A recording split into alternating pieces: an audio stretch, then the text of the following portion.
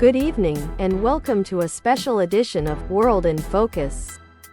Tonight, we delve into one of the most peculiar and little-known conflicts in history, the Emu War.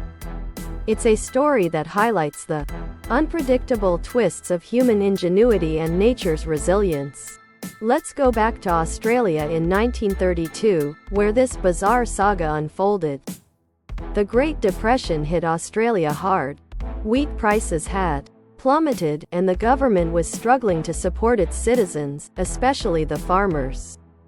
Many of these farmers were World War I veterans who had been given land as part of a settlement scheme. They toiled tirelessly to grow crops and support their families. However, their struggles were compounded by an unexpected adversary, the emu. These large, flightless birds, native to Australia, typically lived in the interior. But as Australia experienced a period of drought, around 20,000 emus migrated westward, drawn to the coastal regions and the abundant farmland.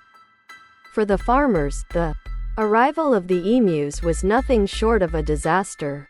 The birds trampled and devoured crops, causing significant damage. Desperate for help, the farmers turned to the government. Enter Sir George Pearce, the Minister of Defence. Pearce, sympathetic to the farmers' plight, decided to deploy military resources to address the emu problem. He believed that a show of force could cull the emu population and save the crops. Thus, the Emu War was declared. In November 1932, Major G.P.W. Meredith of the Royal Australian Artillery was dispatched with soldiers, armed with 2 Lewis machine guns and 10,000 rounds of ammunition. Their mission was to eliminate the emus. The soldiers expected a swift victory, but they were in for a surprise. On November 2, the soldiers encountered their first group of emus. However, the emus quickly scattered and ran at speeds of up to 50 kilometers per hour. The soldiers struggled to aim accurately, and only a few birds were killed. The emus' erratic movements and surprising speed made them incredibly difficult targets. Over the next few days, the soldiers faced similar challenges. The emus seemed to anticipate their tactics, dispersing into smaller groups to avoid the gunfire.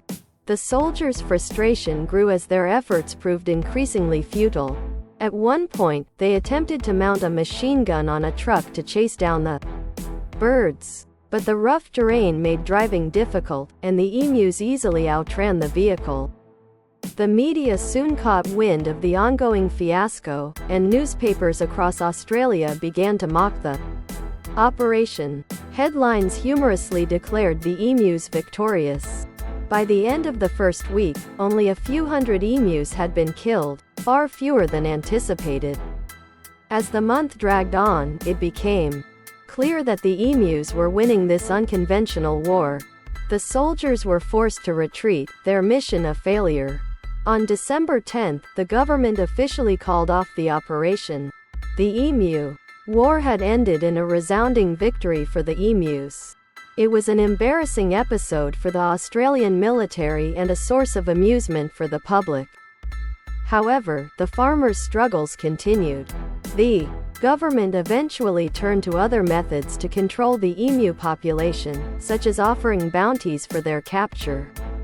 To gain more insight into this unusual conflict, we spoke with Dr. Jane Roberts, a historian specializing in Australian history. The Emu War is a fascinating example of human-nature conflict. It highlights how nature can adapt and thrive despite human intervention. The emu's resilience and the soldiers' inability to predict their behavior made the military campaign doomed from the start. It's a reminder of the complexities of wildlife management and the importance of understanding animal behavior. Today, the Emu War is remembered as a curious footnote in history. Emus remain a protected species in Australia, and their population is carefully managed. The story serves as a cautionary tale about the unpredictable challenges of dealing with nature. So, what can we learn from the Emu War?